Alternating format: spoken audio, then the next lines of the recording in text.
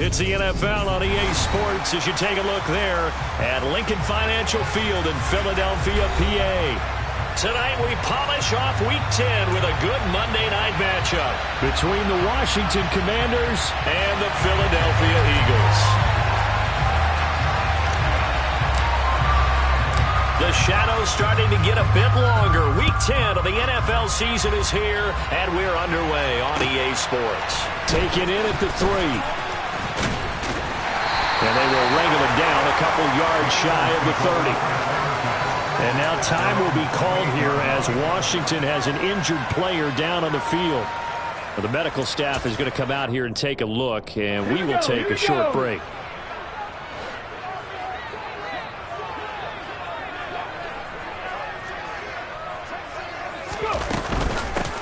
It'll be Sanders to begin the drive. And only able to get 2 here. Stopped at the 30. These two teams, you might recall, met up back in September in Week 3. And it was the Eagles who got the win on the road, so now they look to finish off the sweep here in Philly.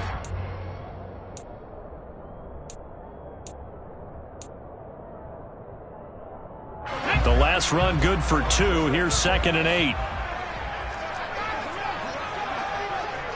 79 Broncos. Hurts. He'll get this one complete. That's A.J. Brown. And they get him down, but not before he takes it across the 40-yard line. Hurts connecting there with Brown for the Eagles first.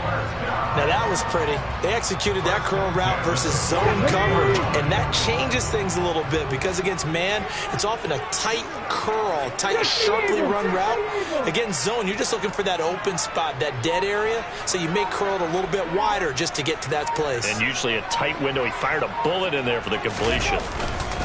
On 1st and 10, it's Sanders. And he's going to take this ahead for right around 3 yards, but no more than that. 2nd down. The Eagles at 5-3 now on the year. They coming off the loss last time out, but they've been playing better than 500 ball the last couple of months, CD. 5 wins in their last 8 games. And quite frankly, there wasn't a whole lot to draw on in the loss last week because they were dominating every phase of the game. You've got to hope that they show a little more life in this one because they certainly didn't have it in their last outing. 3.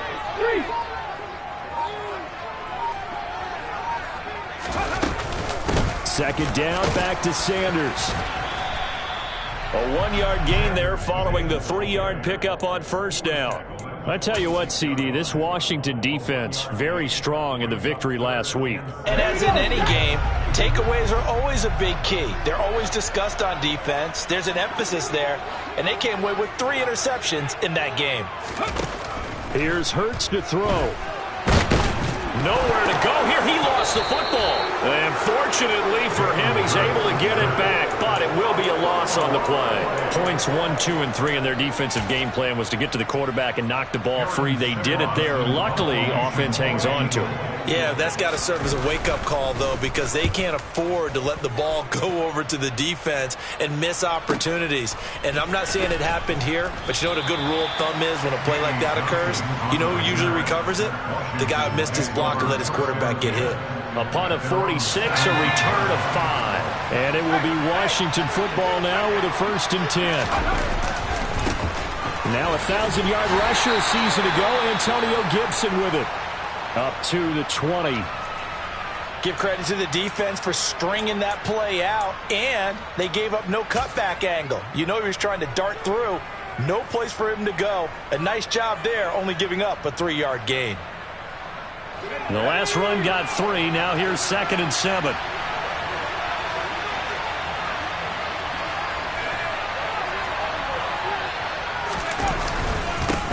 They'll run for the first time here with Brian Robinson. And he'll get only a couple up to the 22.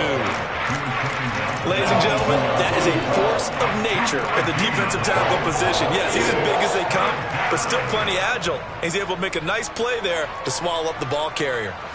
The Eagles call on the extra defensive back here as they prepare for a stop on 3rd down.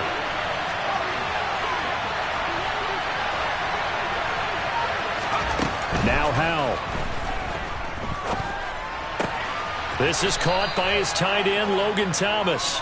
And he's going to have a Commanders first down by about a yard as they find a way to convert there on 3rd down and 5. Well, they kept it simple there, CD, only needing the short gain to move the chains, so they didn't want to go with a deep throw. They just go with that safer, shorter throw and able to convert. Nothing wrong with that at all, partner. Check the box, right? Make sure you pick up the first down. Offense is getting established. You're moving the ball. You're not turning it over. Check, check, check. They like what they're doing early in the game. And he's swallowed up right near the line of scrimmage.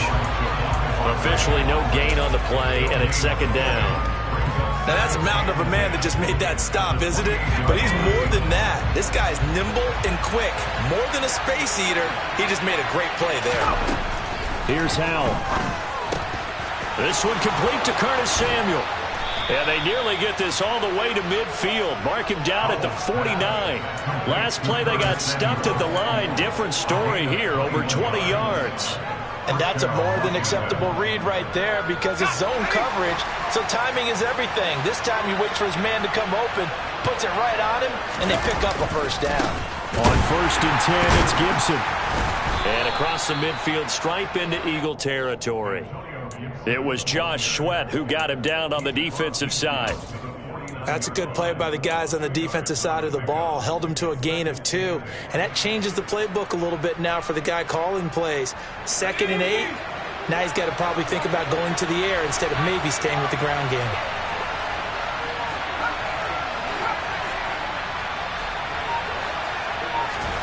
From just shy of midfield, Powell. Open man is Samuel, complete. And a 6-yard gain gets him right around the 43. Well, from their point of view, this game could not be starting out much better, could it? Force a punt on defense, and now they're moving it crisply on offense. Crisply, I like that. Yeah, moving it very, very well. Looks like the defense on their heels a little bit. You put a score in here, long way to go, but you're right, that's a heck of a start. Yeah, and I think this is where the play caller is looking at his play sheet and saying, grab that dagger play, grab that play and just finish them off right now, because I think they'd love to gain that big advantage early. It's a 9-yard gain, and it'll keep the drive moving.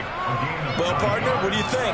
Might have been 4-down territory if they didn't pick it up, but... Yeah, it's a moot point now. I was curious, so if they didn't get it there, would they have gone for it? I guess we'll never know. Yeah, we didn't have to make that call, but I have a feeling both of us would have said, go for it. Powell's throw into the hands of McLaurin. They'll get it inside the 20, and they'll have it in the red zone before he crosses over out of bounds. They get 17 down to the 17, and it's a first down. Well, this is what you want to see from your rookie quarterback on an opening drive, Charles. He looks cool, he looks calm, he looks collected in marching them down the field. And, Brandon, I just think the game gets hit, and he fumbles it. And it's picked up by the Eagles. That's probably bringing back nightmares of last week, isn't it? No doubt about it. Right now, I'm looking over at the coaching staff, and I'm seeing the wheels turning in their heads, and you know what is happening? They're remembering how they started the season in camp, even in the offseason where they emphasized ball security, and they're wondering why the message isn't sinking in.